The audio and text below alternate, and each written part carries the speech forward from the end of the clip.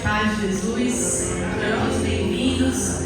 Vamos iniciar aqui mais um culto neste lugar que chamamos de Casa do Senhor. Amém? Vamos nos colocar de pé. Sei que você já cumprimentou o irmão que está do seu lado, já bateu um papo com ele. Agora vamos elevar os nossos pensamentos, os nossos corações ao Senhor. Vamos adorá-lo com canções que exaltam o seu nome nessa noite. Amém? Você está em casa, faça isso junto conosco. Vamos adorar o nosso Pai, vamos falar com Ele essa noite. Pai amado, querido, como é bom, Senhor, estar neste lugar mais uma vez, Pai. Como é bom poder nos reunirmos aqui com nossos irmãos para cultuar o Senhor, para cantar louvores a Ti, para ouvir a Tua palavra, para aprender mais sobre o Senhor, Pai. Em nome de Jesus, conduza-nos nessa noite, Pai, e que este culto suba a Ti, como incenso suave, Senhor, de forma que Te agrade, de forma, Pai, que possamos voltar para as nossas casas também cheios, mais cheios da Tua doce presença. Recebe a nossa adoração, as nossas canções e tudo que queremos fazer aqui, nesta noite ao Senhor, em nome de Jesus.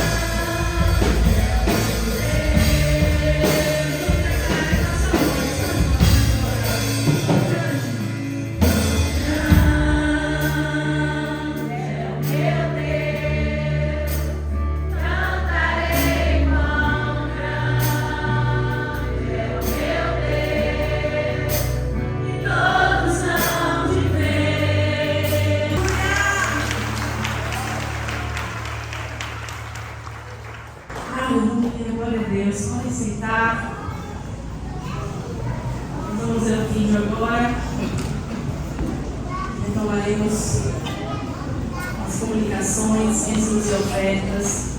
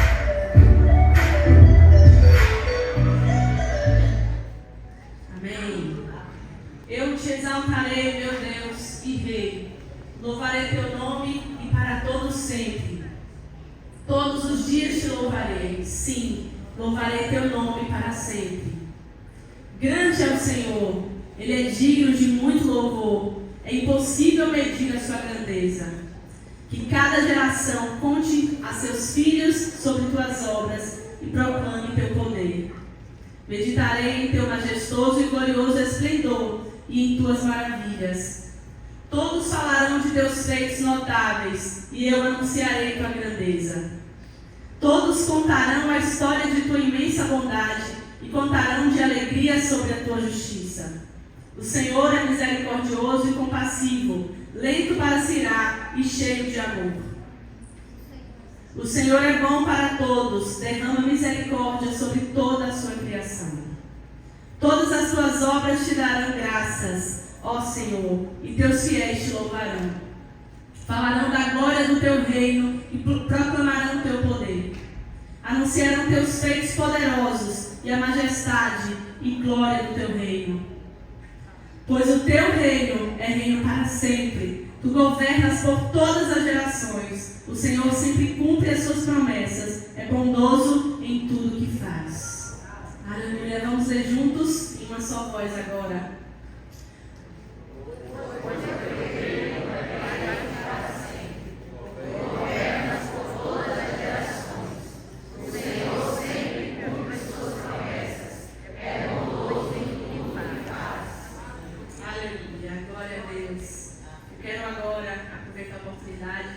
Para fazer algumas comunicações. Quero dizer que uma novidade que aconteceu no ano passado, que vai ser esse ano, muito legal, está vindo aí o nosso segundo festival de música da Mensagem. Dias 17 e 18 agora de novembro, aqui na nossa igreja. As inscrições estão abertas. Você aí que está descobrindo seus talentos, que quer mostrar aí os seus talentos. Dias 17 e 18 de novembro, aqui na Mensagem, inscrições abertas até 15 de outubro. Em nosso Instagram. Então fique atentos, procure a plataforma, faça sua inscrição e participe. Estamos também em plena campanha de missões nacionais. Então peço que os irmãos continuem orando e participando, contribuindo.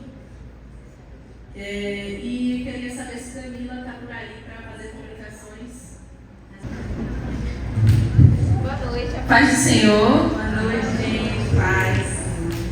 A gente vai falar um pouquinho sobre o acampo, né? A campanha das crianças que está aí bem perto, né? Dias 14 e 15 de outubro, próxima semana já.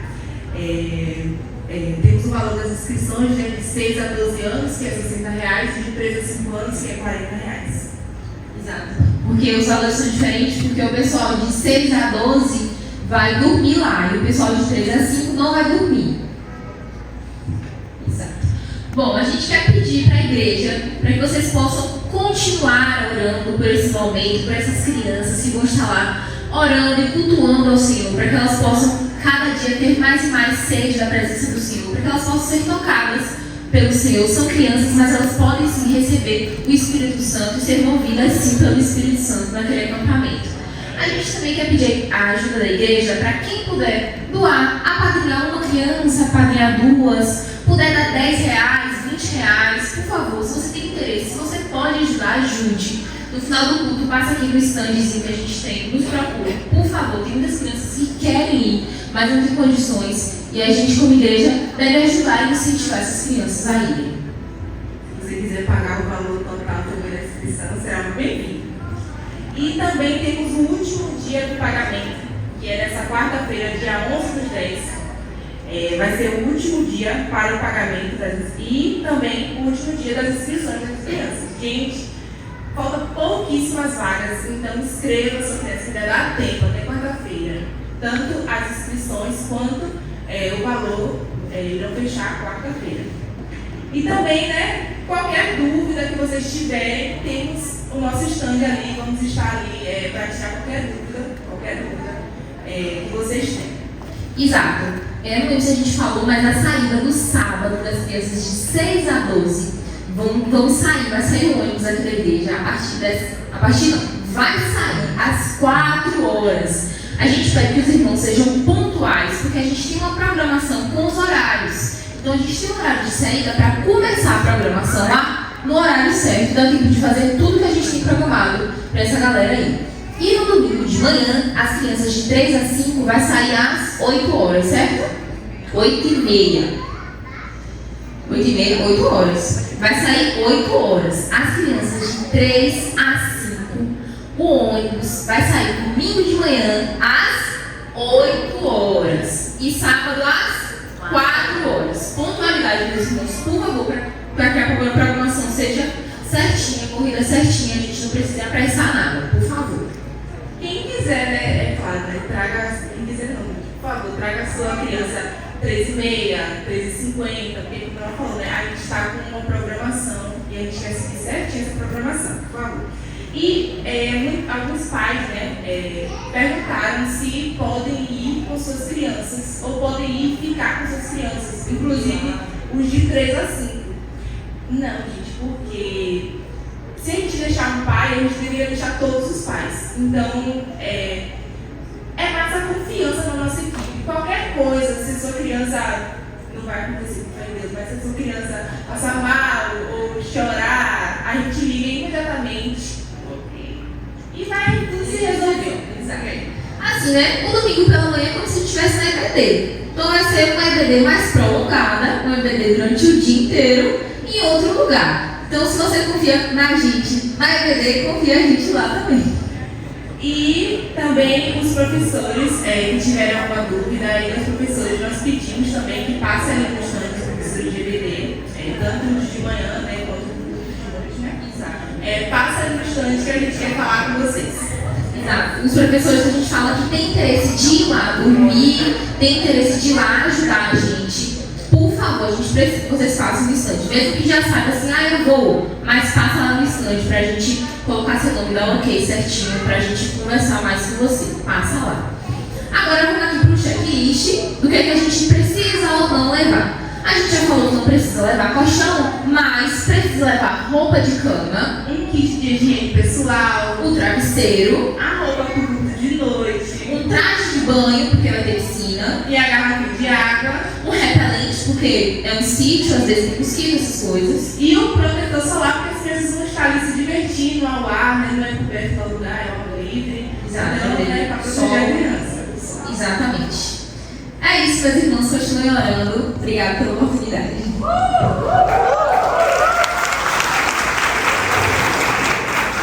Gente, muito importante, a roupa do culto. Eu não aguentei essa parte. Agora nós vamos dedicar esse momento, né, para estarmos aqui trazendo dízimos e ofertas. E vamos fazer isso cantando. Vamos ficar em pé de novo?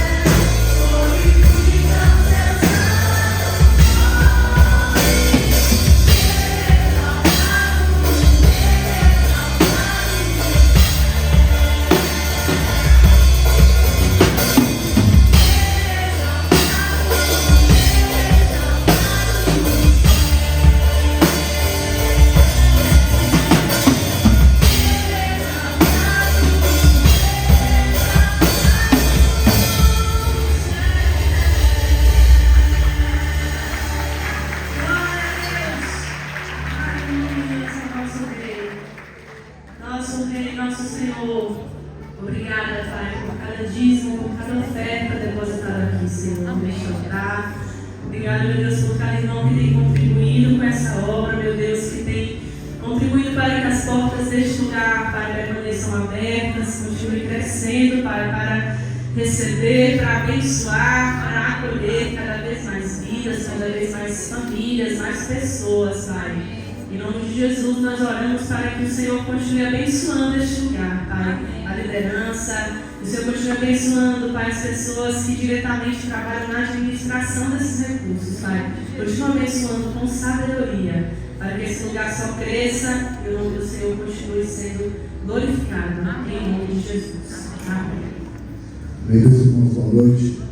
Graças a Deus, Senhor Jesus, poder sentar as crianças que vão para o culto infantil, chamá-las aqui agora.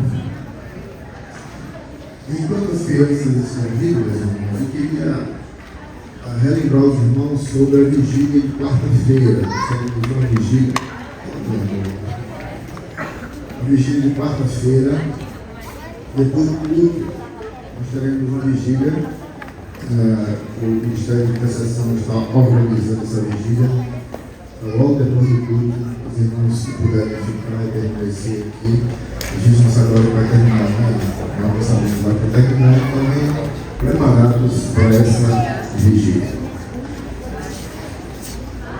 Nós vamos orar agora para as crianças e depois nós teremos mais alguns avisos e obrigado em nome de Jesus. Pronto, crianças, podem ir sem correr, todo mundo andando. Ok. Meus irmãos, nós teremos nos dias 27 a 29, aqui na nossa igreja, um seminário de escatologia. Eu não sei se os irmãos todos sabem o que significa escatologia, que é um estudo das últimas coisas. Você fala que Jesus vai voltar, e ele vai voltar um dia, com certeza, na nossa igreja. E tem alguns textos bíblicos que falam sobre isso, e também em Apocalipse, que é o último livro da Bíblia, que fala bastante sobre isso, em linguagem simbólica. E nós queremos oferecer isso à igreja, esse estudo, esse conhecimento à igreja, porque muitos questionam, muitos perguntam a respeito de muitas coisas. A gente sabe que somente um só que conhece quando que Jesus vai voltar, que é o Senhor. Mas os sinais estão cada vez mais fortes para a sua volta, para a sua vida. Quem vai ministrar esse seminário é o pastor Antônio Moura. Ele é especialista nisso. Ele foi meu professor de hebraico, de grego e de arqueologia bíblica no seminário. É um homem muito capacitado. Então, você pode se inscrever. A gente ainda vai ter o link de inscrição. Aqui está toda a programação. Nessa sexta-feira, às 19h30, vai até 21h30, né, na sexta-feira. O sábado inicia às 18h45, né, depois tem um confabreak de 19h45 às 20 horas e a continuação de 20 às 21h30. E domingo, sexta e sábado, somente para os irmãos que se inscreveram. Mas sábado de manhã é aberto a todos, os que se inscreveram e os que não se inscreveram. Aliás, domingo pela manhã. É o culto normal, nessas 9 horas ele vai ministrar a parte do seminário às 9 e também vai pregar às 10h20.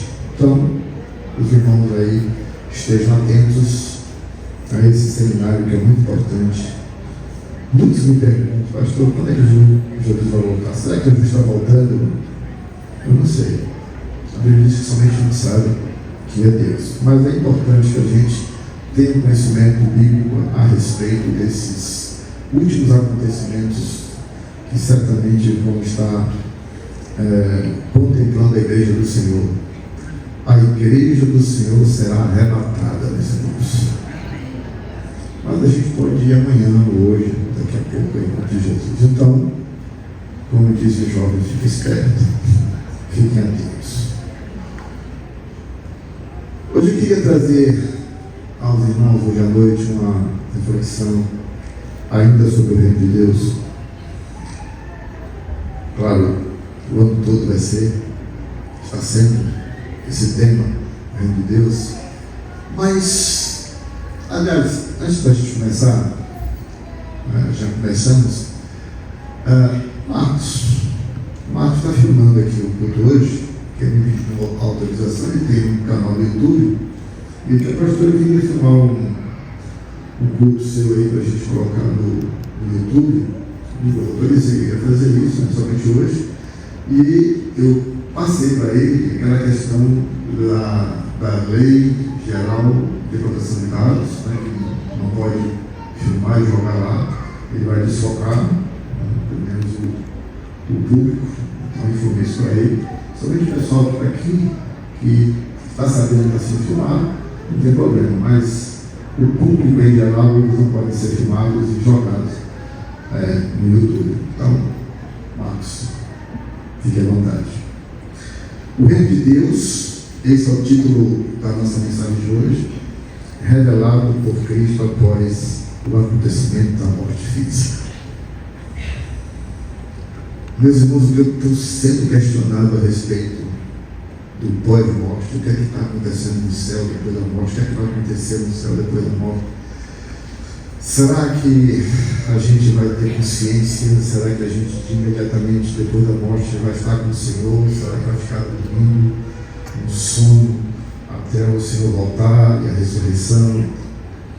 Então hoje nós temos uma oportunidade para conhecer melhor sobre o assunto na visão bíblica. O que acontece quando a gente morre? E muitas pessoas têm dúvidas sobre esse acontecimento após a morte.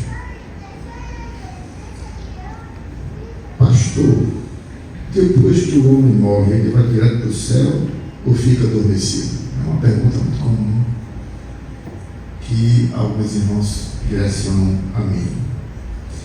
Ele terá consciência e saberá quem é? Outra pergunta também bastante comum. Para isso, a gente tem que recorrer ao texto bíblico. A gente não pode dar uma resposta pessoal, né? Lembra do eu acho? Não é eu acho, é o que a Bíblia acha. É o que Deus acha. Ele é soberano, Ele é que determina, Ele é que diz, Ele é que revela sobre todos os nossos estados, antes de Cristo, depois de Cristo, antes da morte, depois da morte. Interessante, meus irmãos, é que a ciência evolui de uma maneira assustadora. A gente chama de exponencial, mas às vezes o ser humano ele não evolui tanto quanto a ciência. A máquina evolui, mas o homem ainda continua com muitas demandas da evolução, principalmente com relação à própria comunidade, o tratamento, o respeito para com as pessoas. Vocês já notaram que é muito difícil a gente conviver uns com os outros? Essa questão de crescer, Jesus quer que a gente seja transformado dia por dia, exatamente para a gente saber tratar uns aos outros, uns com os outros. E hoje em dia a máquina parece ter ganhado de nós mais atenção do que o próprio ser humano, o próprio próximo. A natureza não precisa do conhecimento humano. O humano precisa da natureza. Você acha que Deus, na sua infinita soberania, que Ele criou todos os planetas caminhando para lá e para cá, todos os sistemas solares que existem por aí, você acha que Deus precisa da tecnologia humana? Não precisa. A própria amostra da natureza demonstra isso. Deus é a própria inteligência. Ele tem poder para tudo. Nós aqui achamos que por sermos evoluídos tecnologicamente, ou sabemos mais que os outros, ou conhecemos mais que os outros.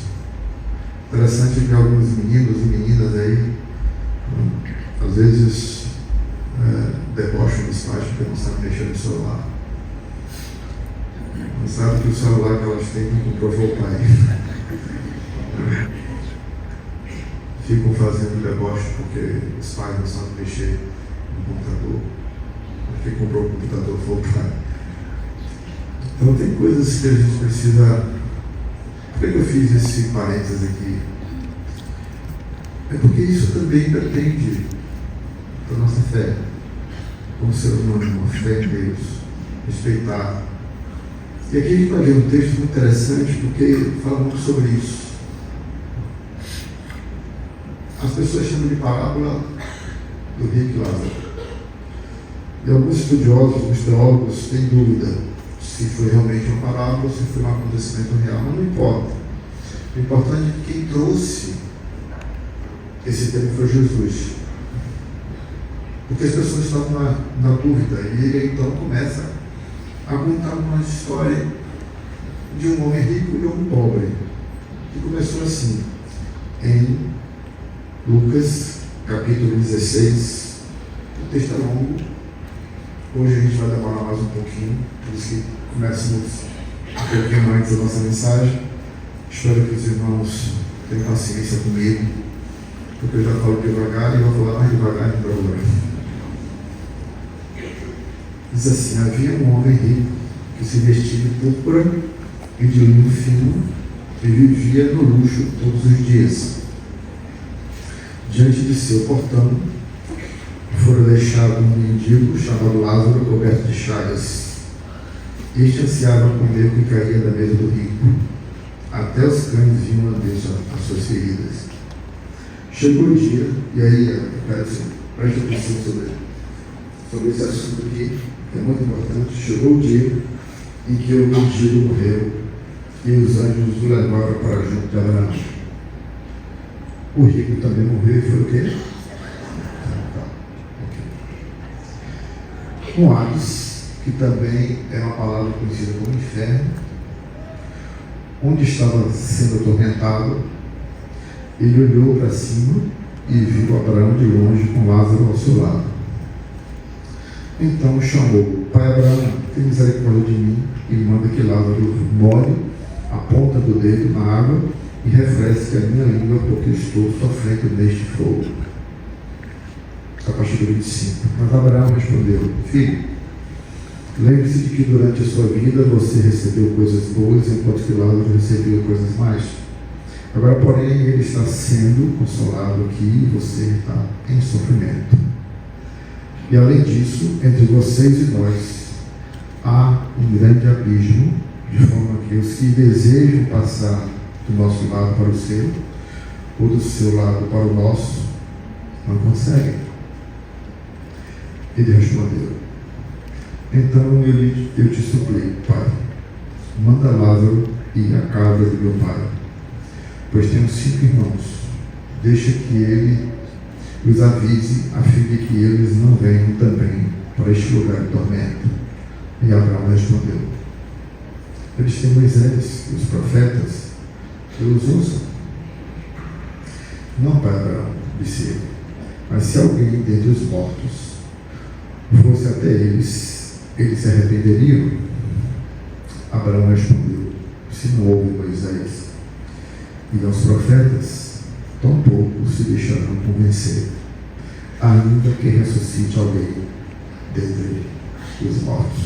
Nosso Deus, Pai querido, Pai santo, nós queremos compreender a Tua palavra, Senhor, porque é muito importante para nossas vidas, como servos do Senhor, como homens criados por Ti, porque somente o Senhor traz a verdade.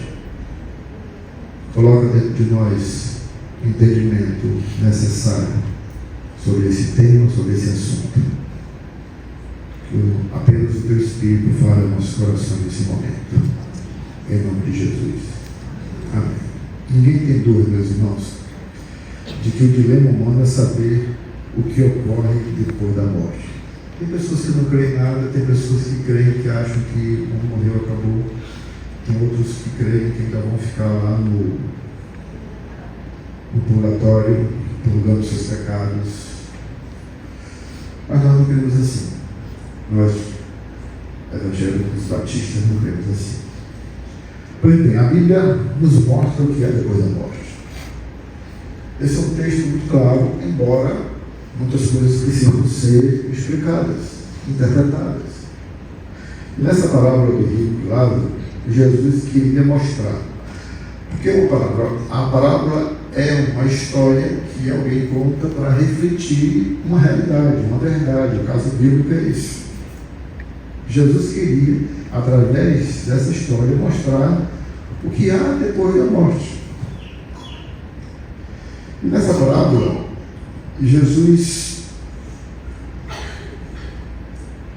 ele lançou mão de 2 personagens. É a única parábola que tem nome de uma pessoa, que é Lázaro. Ok? Mas Jesus queria mostrar a grave consequência de nossas escolhas e nossas prioridades equivocadas. É claro que não é por ser rico que uma pessoa vai para o inferno, de forma nenhuma. E nem por ser pobre que uma pessoa irá para o céu. Também não é isso que Jesus quer dizer. A palavra do rico e Lázaro possui grande riqueza de detalhes e ensinamentos profundos para nossas vidas. Todos eles direcionam para o único resultado: nosso destino eterno. O que importa, meus irmãos, essa vida, depois que a gente nasce, o que importa de essencial é para onde nós vamos depois da morte. Nada é mais importante do que isso. Nada deve ser mais importante do que isso. Porque assim, a gente vivendo aqui, a gente vai viver pouco. Por mais que a gente seja longevo, se tiver 100 anos, ainda é pouco. Porque a eternidade não tem comparação com 100 anos, com 200 anos, com 300 anos, com 1000 anos, seja 1 milhão de anos. A eternidade é a coisa mais importante que a gente deve conhecer, se importar para chegar lá. E a gente vai dividir essa passagem bíblica em 2 cenas. Ok? Antes da morte e depois da morte. Desses 2 personagens. Com isso, Jesus estava tornando dramática e definitivo o resultado de nossas opções de vida. Por que dramático? Porque não é fácil a gente ver essa cena. Não é tão simples a gente olhar essa cena de um homem de um lado sendo atormentado por um fogo, que é uma coisa simbólica, evidentemente, e do outro lado alguém que estava em um lugar onde representa o céu. Não é fácil de entender isso e nem de assimilar com simplicidade. Na primeira parte, o que é que a gente vê? Ou seja, antes da morte. O tipo de vida que esses 2 homens tinham aqui na terra. O rico certamente não temia Deus. Por que o rico não temia Deus? Algumas informações desse texto nos trazem essa verdade. E certamente Jesus estava trazendo à luz um problema sério de indiferença naquele momento histórico. E aí a gente precisa entender, lembra do contexto? A primeira coisa que a gente deve considerar na interpretação é o contexto. O segundo, o contexto. O terceiro, tudo é contexto. Então Jesus trouxe uma história que era bem comum naquela época em que ele estava vivendo, mas não é somente porque era rico e pobre. O rico e seus irmãos, lembra que ele falou que tinham 5 irmãos? O rico e seus irmãos eram incrédulos. Por que a gente conclui isso? Porque ele pediu a Abraão que enviasse Lázaro para pregar para eles. Aqui está o primeiro ponto importante: a incredulidade, meus irmãos, nos leva para longe de Deus. E quanto mais longe de Deus, mais perto a gente fica da outra situação, que aqui a Bíblia chama de inferno. Portanto, esse primeiro ponto muito importante, e essa é a diferença naquele momento histórico. Meus irmãos, os judeus eram representados pelo rico e seus irmãos. Os judeus daquela época, os fariseus, lembram que Jesus tinha um embate profundo com os fariseus, com os chefes da sinagoga, os religiosos daquela época. Já Lázaro representa, que era pobre, representa a comunidade cristã perseguida e desprezada. E aí você amplia o leque de informações. Jesus está ali trazendo uma representação, e ele sempre foi categórico com relação aos judeus, líderes religiosos da época. Tanto é que Jesus foi julgado e morto por causa disso. O estilo de vida dele, ou seja, do rico, indicava seu desprezo pela fé e pela religião e, consequentemente, pelas pessoas. Não possuía nenhuma espécie de preocupação com o próximo. E aí indicando sua falta de temor a Deus. Porque o primeiro e o segundo mandamento, lembra? Qual é o primeiro mandamento? Ame o Senhor teu Deus de todo o teu coração, de toda a tua alma, de todo o teu entendimento, de todas as tuas forças e ao... Pronto, esse rico aqui não representava isso. Se ele não temia Deus, consequentemente ele também não tinha empatia pelo próximo, indicando seriamente a sua falta do temor de Deus. E sabemos que as boas obras não significam passaporte para o céu. Nós sabemos disso. A Bíblia diz assim, só para ficar bem claro, que aqui não se trata das boas obras. Efésios 2, de 8 a 10, diz bem claro, pois vocês não são salvos, vocês são salvos pela graça, por meio da fé. Isso não vem de vocês, é dom de Deus, não por obras para que ninguém se glorie, porque somos criação de Deus, realizada em Cristo Jesus para fazermos boas obras, as quais Deus preparou antes para nós as praticarmos. Então não é esse o problema. Não é porque o rico não fez boas obras, é a motivação de não ter feito boas obras. No entanto, é impossível que alguém salvo não se importe com as pessoas, principalmente se ele tem condições de fazer alguma coisa por elas. A grande questão dessa palavra é o desprezo e a ausência de compaixão do homem rico. Certamente devia ser um bom vivão. Aqui Jesus explicou a vida boa e gasto sem medida com os dois tipos de tecidos mais caros da época, linho fino e púrpura. Cara, uma expressão bem nossa, nadava em dinheiro. Além disso, o homem rico vivia no luxo, não apenas em ocasiões especiais. A Bíblia diz, essa palavra diz que é todos os dias, e não apenas em momentos especiais. Comida farta, geladeira cheia, abastecida, toda espécie de alimentação. Claro que geladeira aqui, somente não tinha geladeira naquela época, evidentemente. Estou contextualizando para hoje. Toda espécie de alimentação e muita sobra desperdiçada. Quando a Bíblia diz, quando esse texto diz que o pobre, o Lázaro, ansiava em comer as migalhas que caíram da mesa do rico, é aquela coisa do lixo. Quando você expurga o seu resto de alimento, você bota onde? Pega no saco de lixo, coloca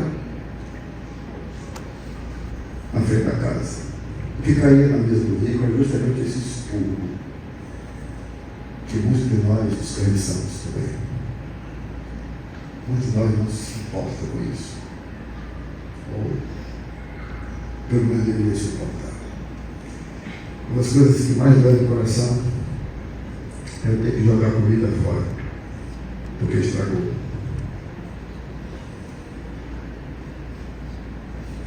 Isso, eu sempre digo lá, cara, não deveria ter acontecido isso.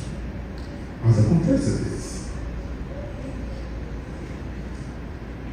Mas meus irmãos, enquanto o mendigo que foi colocado na porta do rico, olha só, ele ansiava comer o que caía da mesa do rico.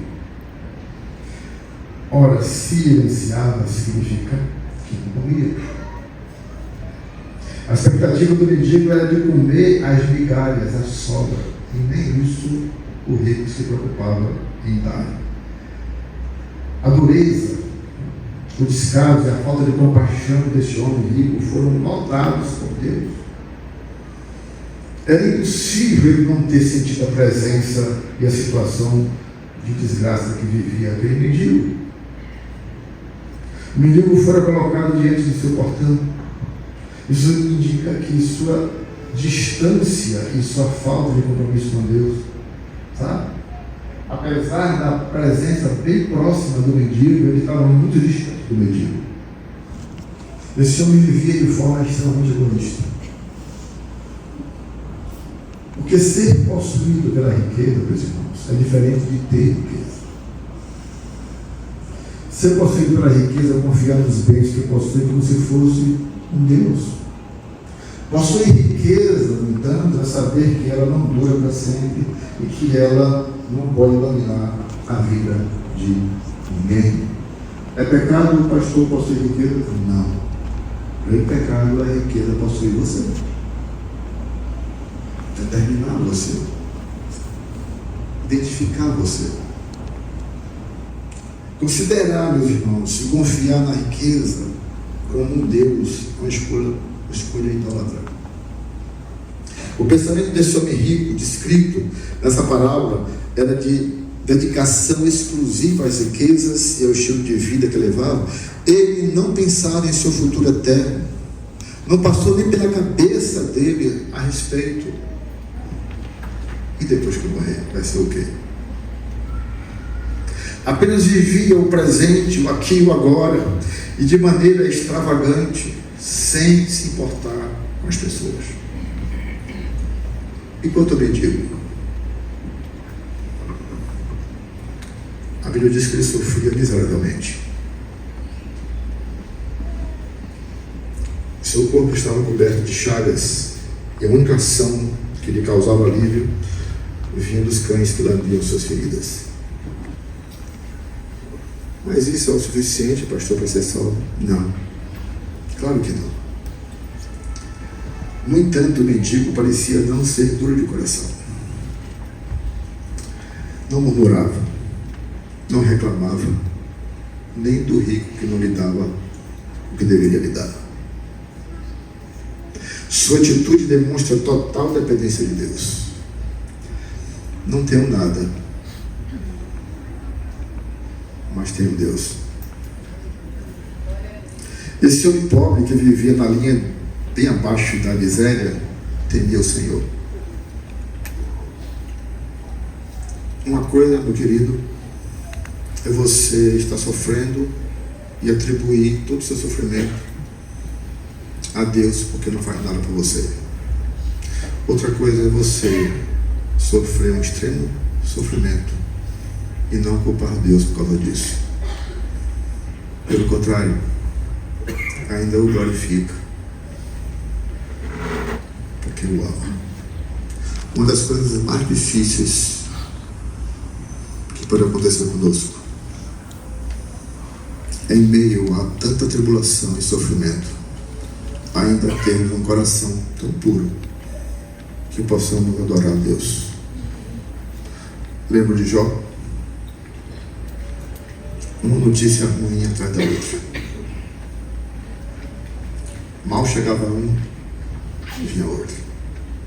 Qual foi a sua reação quando ele recebeu todas as notícias ruins possíveis em um só momento? Com um gesto de humildade, rasgou suas roupas e adorou o Senhor. É muito legal a gente estar aqui adorando o Senhor. Não é? Muito bom a gente poder ter um espaço como este aqui, de culto, e adorar o Senhor. Mas a situação desse mendigo não era confortável. Mas não se ouvia nele um murmúrio, uma queixa, nenhuma revolta no coração.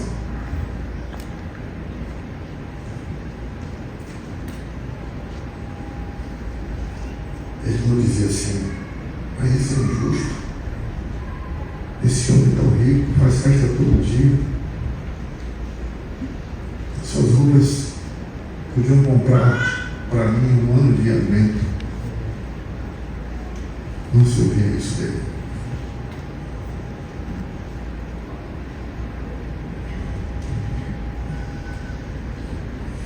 Não tinha um coração cheio de ódio, não esboçava nenhuma reação de revolta e nem culpava ninguém pela sua situação. Não era vítima, não se vitimava.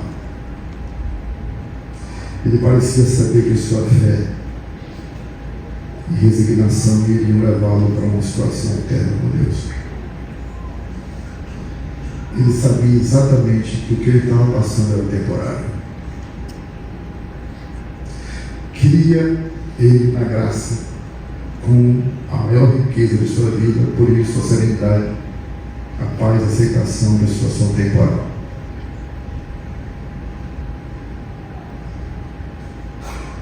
Eu não sei. A Bíblia diz que revela que muitos homens e mulheres de fé, mas esse mendigo aqui,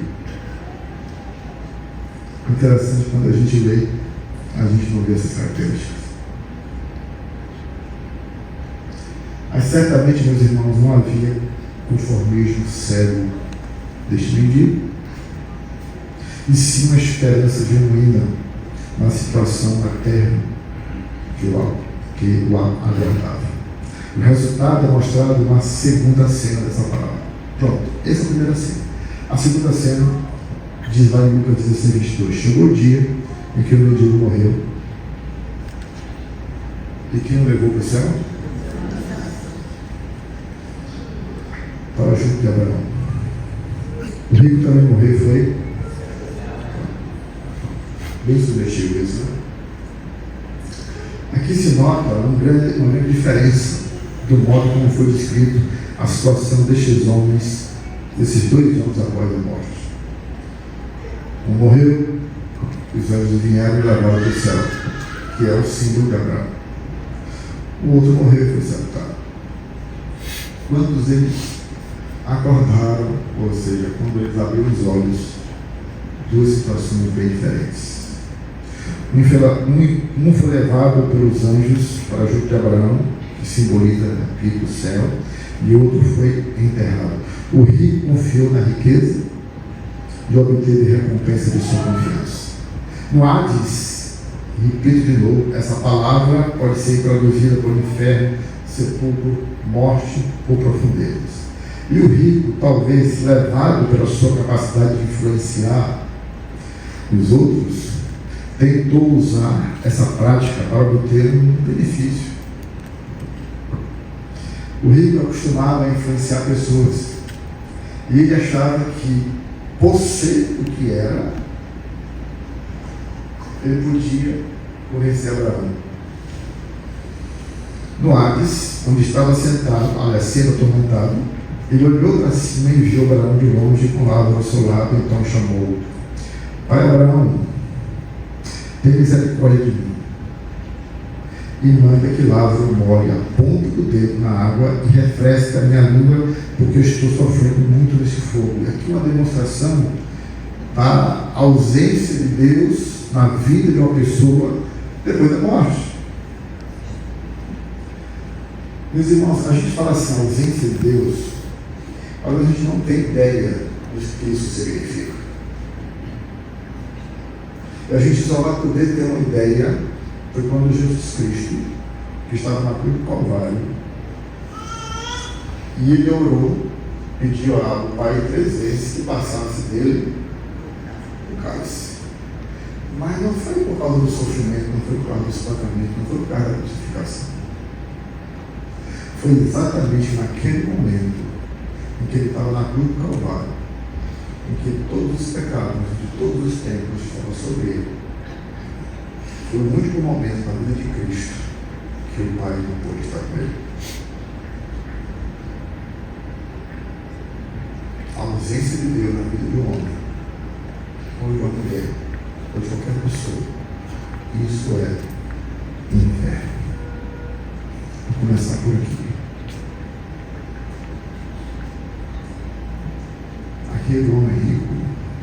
ia viver eternamente sem a presença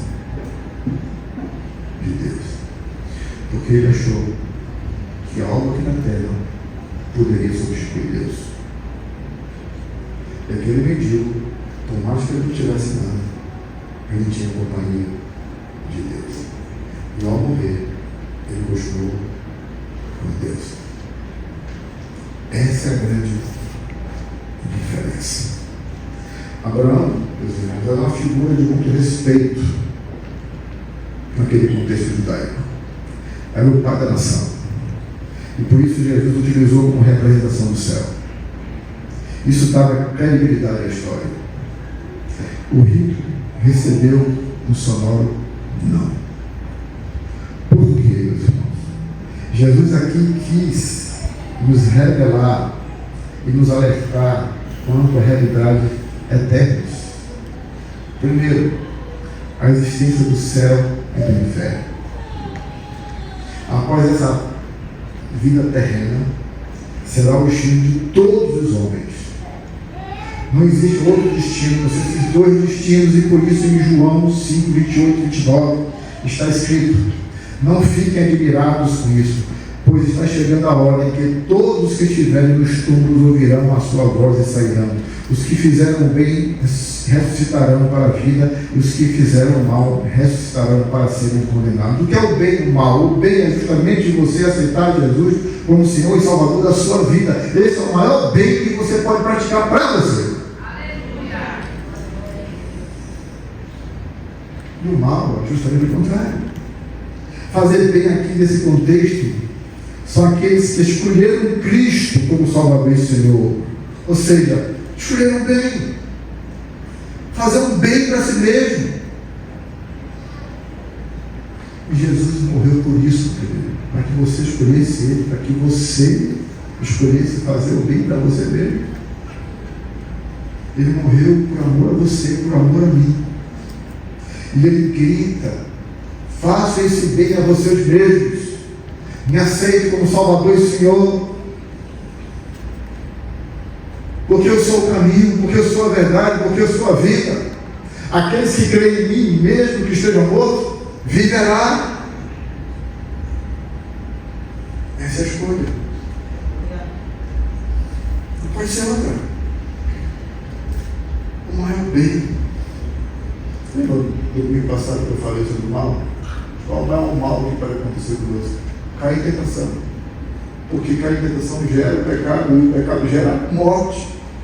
Então, mal e bem aqui, meu amado, é para você mesmo, é para mim também. Ao escolher Jesus como Salvador e Senhor da minha vida, eu estou escolhendo o maior bem para mim. Aleluia.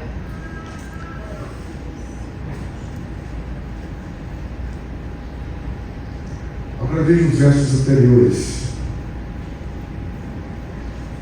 É esse mesmo João 5. Em verdade vos digo. Vamos ler juntos?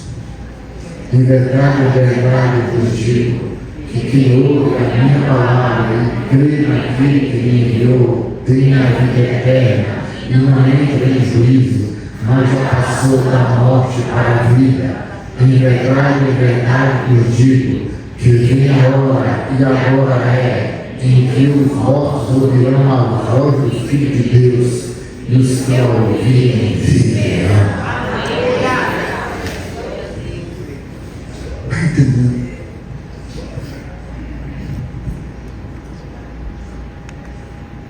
A segunda coisa que a gente vê nessa palavra é a impossibilidade de mudança da condição interna. É que eu sinto muito em informar, que é bíblico, não adianta a gente orar pelos mortos. Eles são mortos. Pela alma dos mortos. Mas estão mortos. Já escolheram. Fizeram a sua escolha. Jesus continuou. Em Lucas 9, 26. E além disso, entre nós e vós está posto um grande abismo, de sorte que os que quisessem passar daqui para vós não poderiam nenhum de lá passar para nós. Não dá. Ao homem é dado morrer uma só vez, vindo depois do Cristo, isso é realidade, por mais doloroso que seja, isso é realidade. E nós precisamos, meus irmãos, entender isso. Uma vez feita a nossa opção de fé, enquanto vivemos aqui na terra, na vida terrena, nada mais muda na condição da terra. Quem está de um lado não pode passar para o outro e vice-versa. Terceiro, os mortos não voltam. E aí, meu irmão, muita gente está sendo enganada.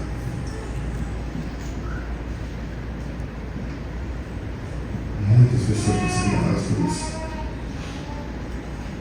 Eu queria contar uma história aqui, mas tem muita criança para assustar. Passou comigo. Mas deixa pra lá. Depois no particular a gente pode conversar. Sabe?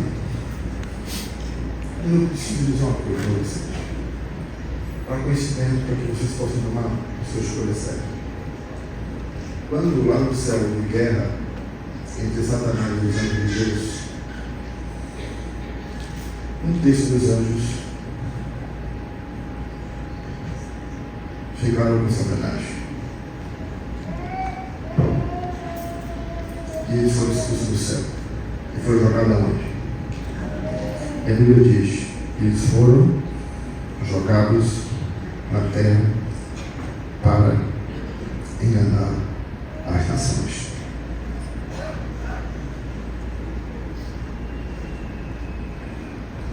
E se tornaram demônios que imitam, que enganam, se possível, até os escolhidos.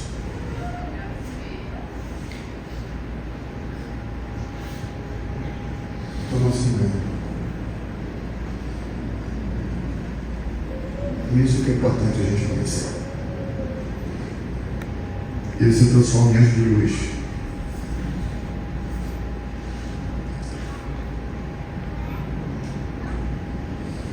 (16, 30 a 31). Essa é a explicação de Abraão que Jesus contou. Mas se alguém dentre os mortos fosse até eles se arrependeriam. Disse o rico. Abraão respondeu: se não ouvem a Moisés e aos profetas, o que significa isso?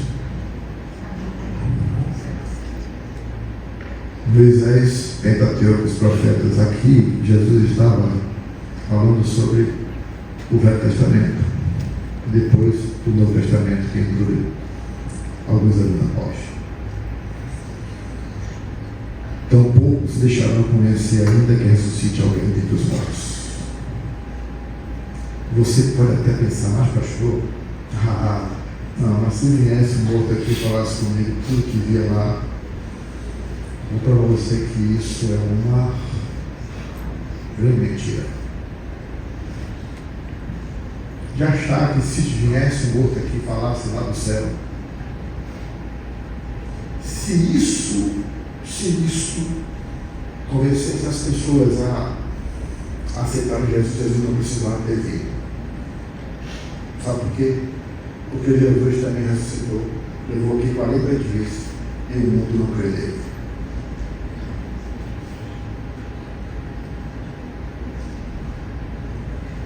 Entenderam? Muitas pessoas não creem, mesmo que Jesus tenha vindo, passou aqui 40 dias depois de vir ter vitória sobre a morte, e muitos não creem.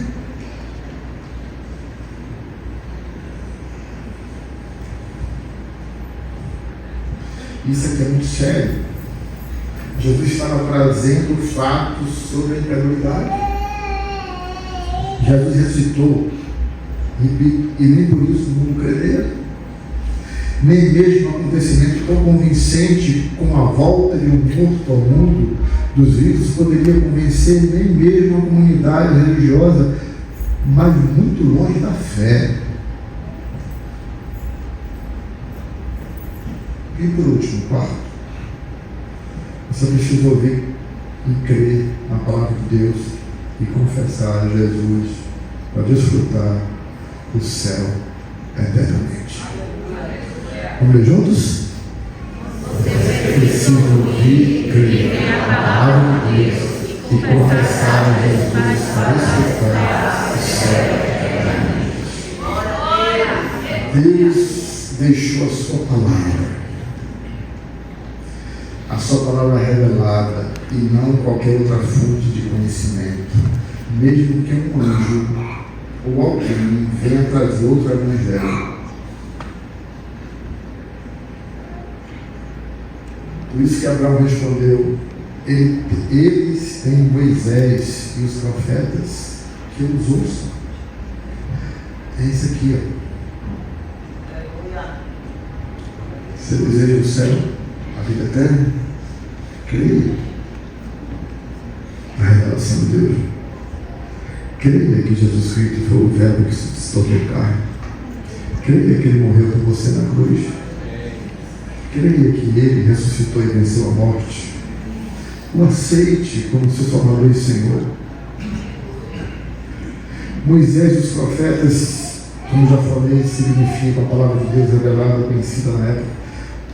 Quando a riqueza do irmão, e o bem material, e o meu desinteresse por coisas do reino passa a ser mais importante do que o meu relacionamento com Deus, corro sério risco de passar a eternidade procurando Deus e encontrando apenas o que busquei durante toda a minha vida aqui na terra.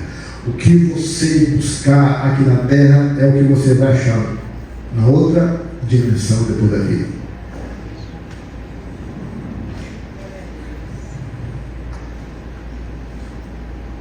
Meus irmãos, que Deus nos livre disso que está escrito.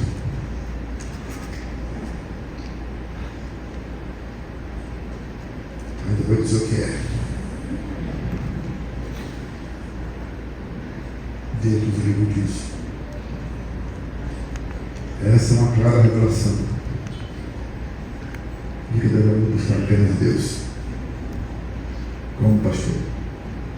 Jeremias 29, 13, 14. Vamos ler juntos?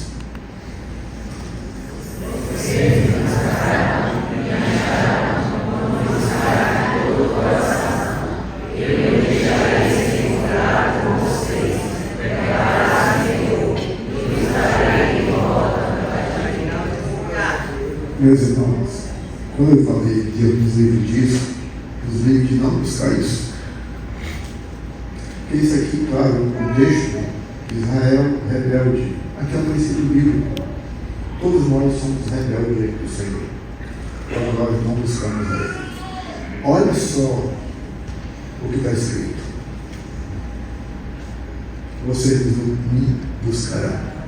E é uma consequência. Vai achar Deus quando? Vamos buscar. Como? Feito um atabalhoado, qualquer coisa serve. Todo coração. Se exige vontade, desejo. Analisar o estado que você está hoje. Eu preciso desse Deus. Eu quero colocar todo o meu coração na busca desse Deus. Ele quer ser achado, velho. Deus não se escondeu em lugar nenhum, Ele está aqui. Ele está presente em todo lugar. O que falta é a gente buscar. E aí Ele diz: eu me deixarei ser encontrado por você. Declara o Senhor. E aí, muito. Eu estarei em volta do cativeiro é esse, se não pecar. Pessoas que se acham livres, escolhem pecar e depois ficam amarrados ao pecado, e somente o poder, o sangue de Jesus nos liberta do pecado. Ele vai tirar você do cativeiro. O que Ele quer é levar cada um de nós a ter a mesma experiência de Lázaro. Eu fico imaginando a cara de Lázaro, o semblante de Lázaro, antes da morte dele e depois da morte dele. Um semblante sereno da morte e um semblante totalmente de paz no céu. Lázaro é o símbolo da fé. Que a gente deve ter aqui na terra. Mesmo que aconteça as piores coisas nas nossas vidas. Porque a nossa esperança está com Ele. E não aqui. Quem colocar toda a sua esperança aqui é o que vai achar na eternidade. Mas a gente colocar toda a nossa esperança em Cristo é o que nós vamos achar na eternidade. Estar no seio de Abraão é estar no céu. Desde aqui. O começo é aqui. O céu é aqui. Mas o começo é aqui. O que é que falta então para a gente experimentar isso, pastor? Concluindo a nossa mensagem. Essa verdade também serve para a realidade eterna. O que você buscar aqui, em primeiro lugar, achará também a vida eterna. Se busca Deus, encontrará Deus. Se busca outra coisa, encontrará outra coisa.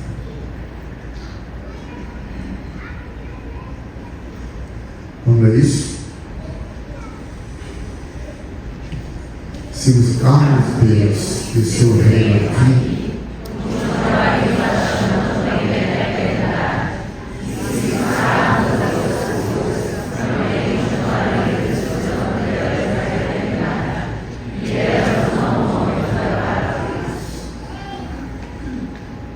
só que nos leva a Deus. Ele deixa. Se buscarmos todo o nosso coração.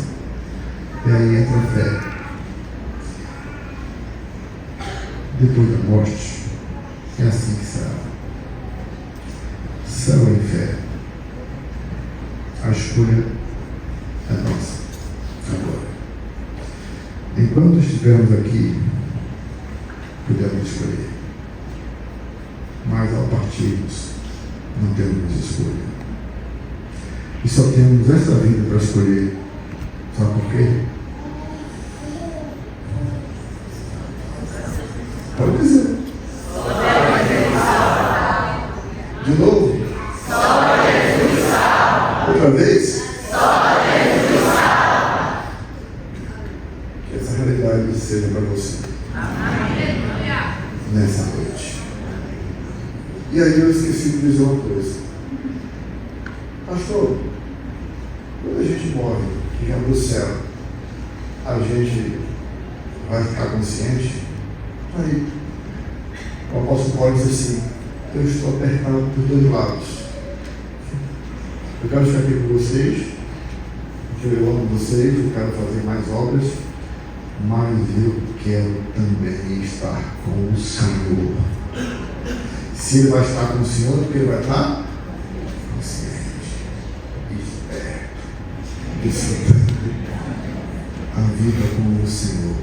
Então, meu irmão, ele disse para o ladrão, do lado direito: hoje mesmo. Então, como vai ser bom? Nós só temos um caminho. É ele. Só Jesus. Que Deus abençoe.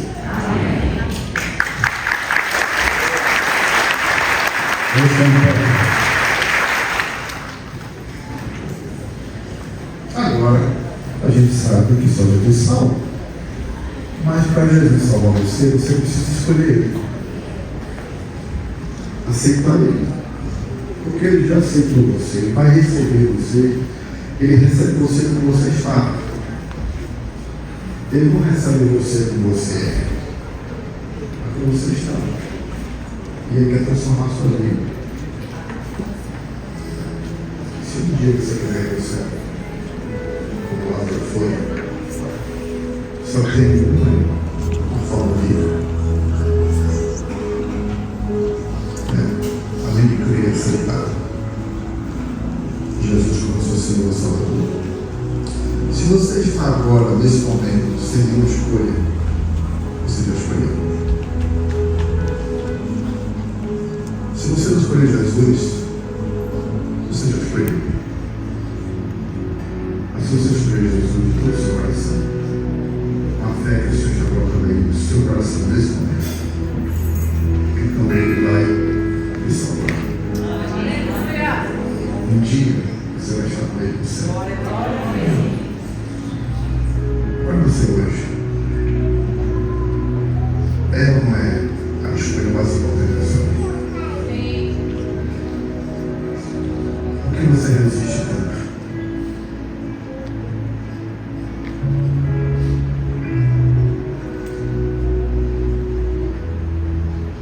Ele mais quer você.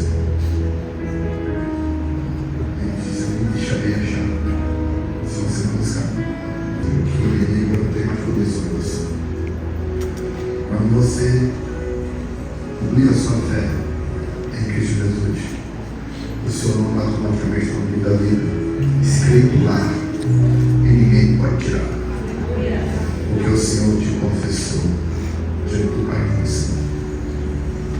Então, nessa noite, você sabe que Jesus salva. Ele quer salvar todos, mas você precisa escolher Ele pela fé. Então, nessa noite, Jesus está te esperando. Mas você precisa confessar publicamente, não você é aqui, confessando Jesus como seu Senhor e Salvador. Esse nome. Sabe o seu lugar e diga: sim, eu quero Jesus. Senhor, eu quero ir para o céu um dia. Mas você sabe que somente através da fé em Jesus isso vai acontecer com você. Então vamos cantar. Quando nós cantamos, você pode deixar o seu lugar. Eu quero orar por você, apresentando para o seu Senhor. O Senhor te conhece, o Senhor sabe o seu coração, mas você precisa escolher Jesus como seu Salvador e Senhor, como Salvador e Senhor da sua vida. Pode vir, venha para Jesus. Não se turbe o nosso coração, crede em Deus e também em mim. Na casa de meu Pai há muitas moradas. Se não fosse assim, eu não teria de vou preparar um lugar. Eu irei, os levarei para mim mesmo. Nós conheceremos o caminho para onde eu vou. Eu sou o caminho, a verdade, a vida. Ninguém vem ao Pai a não ser por mim. E em verdade eu digo que eu vou para o Pai.